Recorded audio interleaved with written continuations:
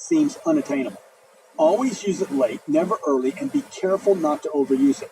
This close is most often overused by the shortcutter, be careful shortcutters, and the under-trained closers. 11th inning close. I probably don't even need to repeat this to you because most of you overuse this already. What figures and terms would be necessary for you to say yes to? Look, I don't like this close a lot, so I'm telling you right now, be careful with it.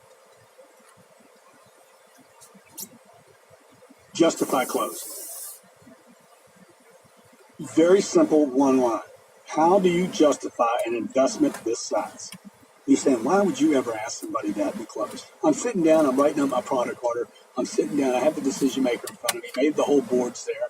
It's $1 million project I'm trying to sell them.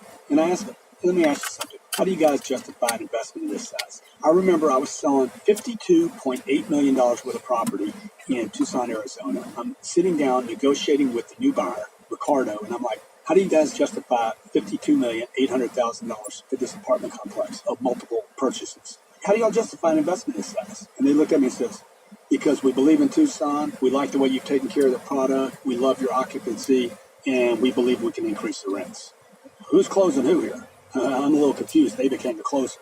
This can be used as a trial close, even as a lock close, if you will, to have the buyer close himself or herself by telling you how they can make sense of the purchase. This is used by very professional closers who welcome knowing the truth of the matter, who don't wish deals closed, cross your fingers, hope for a deal, but actually close the deal themselves. This close eliminates buyer's remorse.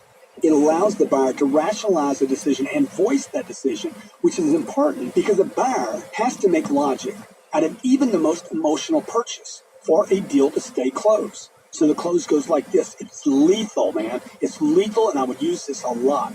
Hey, how do you folks justify an investment of this size? Right before presenting your full package, let me ask you guys a question. How would you justify an investment of this size? And they're going to tell you, be bold and mighty forces will come to your aid. Lock close. L-O-C-K, close. Lock close. You close the deal. You've agreed on numbers. At that point, you want to lock this deal down. Would there be any reason you would change your mind about this decision? Or would there be any reason you couldn't make it tonight when you said you would come in? Is there any reason at all? You want to lock this thing down. You want to check for any unspoken objections. You want to ensure or assure yourself that there is a deal and these people don't back out on you.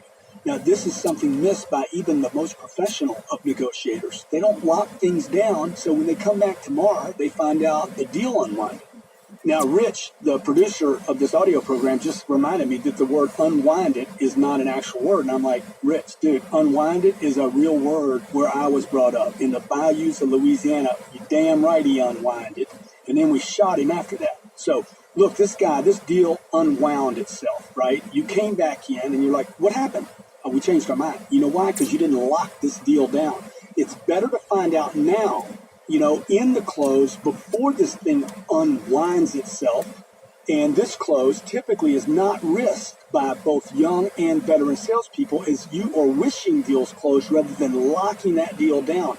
This unwinding process or the lock close prevents the unwind. It's great for situations where you can't spot or deliver in real time your product. So it's called the lock close. Would there be any reason you change your mind about this decision? It'd be great for appointments. Would there be any reason you couldn't make it tonight and lock this thing down? Everything the same close. Hey, if everything was the same, now this is when your buyer is shopping products down the street and they're like, I need to do business down there. I want to look at this. I'm going to buy from them. If everything were the same, which product and who would you rather buy from? Me or them? Now, you got to get a commitment here to me or them. Grant, I'd rather do business with you. Why is that? Okay, because you're closer, because I like you guys better, because I've bought other products from you. Good. Why else?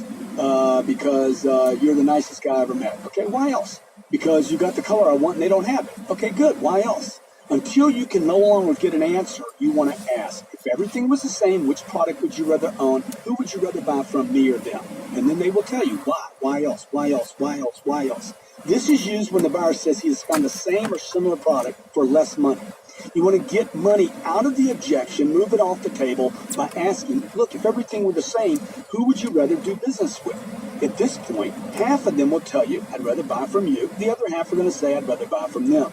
Others will tell you who they would rather buy from. Then, once they tell you this, establish why. Don't take the first why. Keep searching for more whys. Okay, don't take a shortcut here. Why? Why else?